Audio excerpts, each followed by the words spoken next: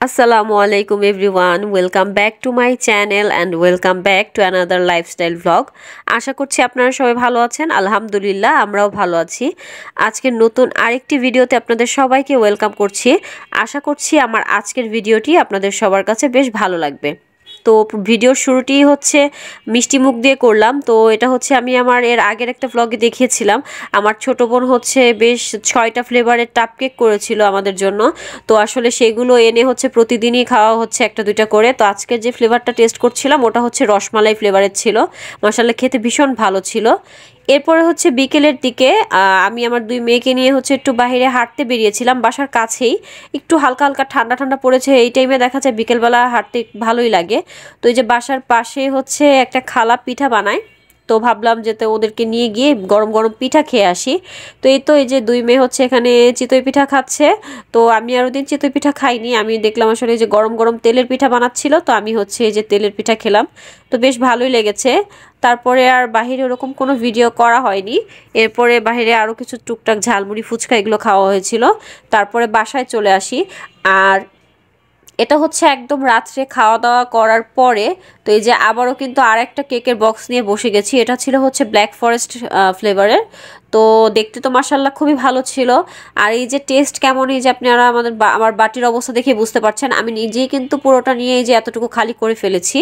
আর যেটুকু ছিল ওইটুকু হচ্ছে আমার দুই মেয়ের জন্য টেস্ট করার জন্য রেখেছিলাম। তো যাই হোক, তারপরে এটা হচ্ছে তারপরের দিন সকালবেলা ওদিন আমার হাজব্যান্ড বাসায় ছিল। তো ভাবলাম একদম শীত পড়ার আগে হচ্ছে যে তোষক দেন হচ্ছে বালিশ কাঁথা কম্বল হালকা পাতলা যা ছিল ওগুলো একটু রোদে দেওয়া দরকার।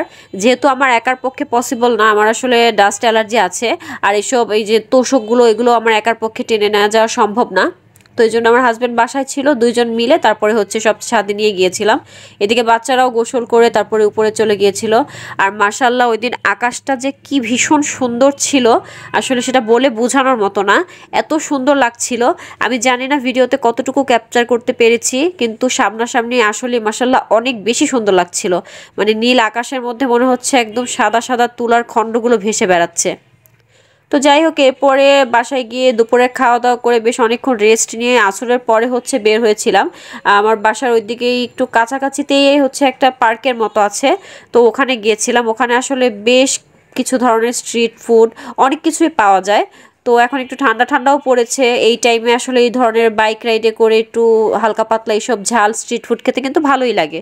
তো ওখানে গিয়ে ফার্স্টেই হচ্ছে এই যে মোমো স্টলটা চোখে পড়লো। তো ওখান থেকে আসলে মোমোটা খেয়েছিলাম। তারপরে হচ্ছে এখানে ছিল এই যে সেই ভাইরাল গোলগাপ্পা, বা এটাকে মেবি পানিপুরিও বলে। এই যে বালতিতে ভর্তি করে আর কি বিভিন্ন ফ্লেভারের টক ছিল। আর সামনে হচ্ছে এই যে ট্যাপের মতো লাগানো ছিল, মানে যার যেটা পছন্দ যে ফ্লেভার পছন্দ সেভাবে নিয়ে নিচ্ছে। আর তারপরে এই যে হচ্ছে সবচেয়ে ইন্টারেস্টিং একটা জিনিস, এটা হচ্ছে তান্দুরি চা বা মটকা চা বলে। তো আমি এটা অনেক দেখেছি, কিন্তু আমার কখনো এটা টেস্ট করা হয়নি, এটা হচ্ছে ফার্স্ট টাইম। তো ওখানে মেলার ভিতরে আসলে হাঁটতে হাঁটতে এই স্টলটা চোখে পড়লো, বেশ অনেক ভিড় ছিল। তো ফার্স্টে হচ্ছে আমি গিয়ে একটু ভিডিও করলাম যে ওনারা আসলে এটা কীভাবে বানাচ্ছে। আমার কাছে প্রসেসিংটাও কিন্তু বেশ দারুণ লেগেছে। এই যে দেখুন, এই যে ভিতরে হচ্ছে গরম একটা হাঁড়ি দেওয়ার পরে যে বাবল হচ্ছে চায়ের মধ্যে, দেখতে কিন্তু বেশ স্যাটিসফাইং লাগছিল। তো এটা আমার কাছে আসলে ভালোই লেগেছে। তো আমি হচ্ছে 2 কাপ চা অর্ডার করেছিলাম আমার আর আমার হাজব্যান্ডের জন্য। ওনারা এই যে তান্দুরির যে ফ্লেভারটা এটা দেওয়ার জন্য না বড় একটা চুলার মধ্যে আগুন জ্বালিয়ে রাখে, ওখানে ছোট ছোট যে মটকাগুলো ওগুলোকে গরম করে, মানে পোড়ায়।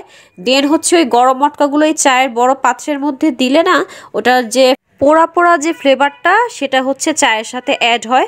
দেন ওটাই হচ্ছে আসলে মেইন তান্দুরি চা। তো আমার কাছে আসলে টেস্ট মোটামুটি লেগেছিল, আমার হাজব্যান্ডের কাছেও তেমন আহামরি কিছু লাগেনি।